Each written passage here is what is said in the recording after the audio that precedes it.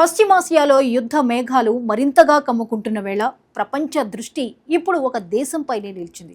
అదే ఇజ్రాయిల్. ఒకవైపు ఇరాన్తో పెరుగుతున్న ఉద్రిక్తతలు, మరోవైపు అంతర్జాతీయ వేదికలపై పెరుగుతున్న విమర్శలు, సోషల్ మీడియాలో విస్తరిస్తున్న ప్రతికూల ప్రచారం. ఈ మొత్తం పరిస్థితిలో ఇజ్రాయిల్ నిజంగా ఒంటరిగా మారుతోందా అనే చర్చ ప్రపంచవ్యాప్తంగా సాగుతోంది. కానీ ఈ వాదనను ఇజ్రాయిల్ ప్రధాని బెంజమిన్ నెతన్యాహు మాత్రం పూర్తిగా తిరస్కరించారు. అమెరికా మీడియాకి ఇచ్చిన ప్రత్యేక ఇంటర్వ్యూలో నెతన్యాహు చాలా స్పష్టంగా మాట్లాడారు.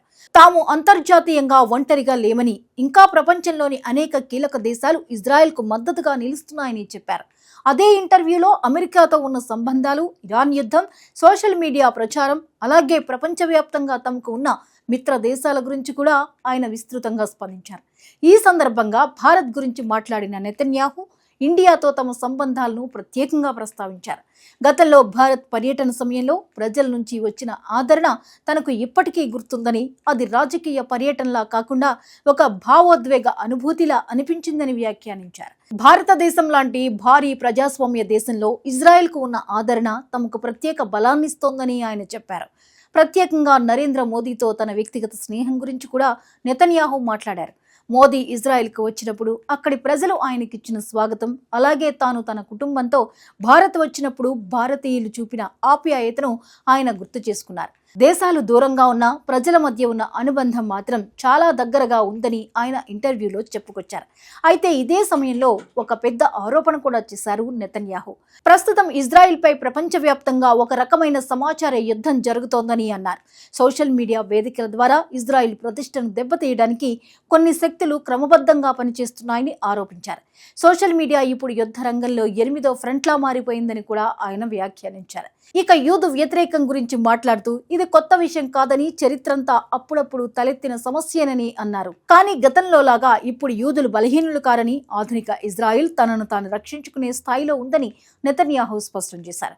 ప్రపంచంలో చాలా మంది తమ బలాన్ని గౌరవిస్తున్నారని కూడా పేర్కొన్నారు. ఇరాన్ అంశంపై నెతన్యాహు మరింత కఠినంగా స్పందించారు. ఇరాన్ అణు సామర్థ్యాన్ని తగ్గించడంలో తమ దేశం గణనీయమైన పురోగతి సాధించిందని చెప్పారు. యుద్ధం ఇంకా పూర్తి కాలేదని, ఇరాన్ వద్ద ఇంకా అధికంగా శుద్ధి చేసిన యురేనియం ఉందని, అది పూర్తిగా నిర్వీర్యమయ్యే వరకు మిషన్ ముగియదని అన్నారు. ఇది ఇంకా ముగియలేదు అని ఆయన స్పష్టంగా ప్రకటించారు. ఇంకా ఒక సంచలన వ్యాఖ్య ఏంటంటే, అమెరికా నుంచి వచ్చే సైనిక ఆర్థిక సహాయంపై కూడా ఆయన మాట్లాడారు.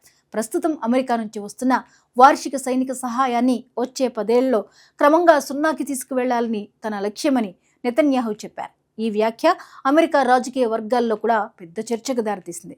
చివరిగా 2023 అక్టోబర్ 7న జరిగిన హమాస్ దాడుల బాధ్యతపై కూడా స్పందించారు. ప్రభుత్వాధికారిగా తనకు జవాబుదారీతనం ఉందని అంగీకరించారు. అమెరికాలో జరిగిన సెప్టెంబర్ 11 అటాక్స్ తర్వాత ఏర్పాటు చేసిన తరహాలో ఒక స్వతంత్ర విచారణ కమిషన్ ఏర్పాటు చేయడానికి సిద్ధంగా ఉన్నానని తెలిపారు. మొత్తానికి ఈ ఇంటర్వ్యూ ద్వారా నెతన్యాహు ఒక స్పష్టమైన సందేశం ఇచ్చారు.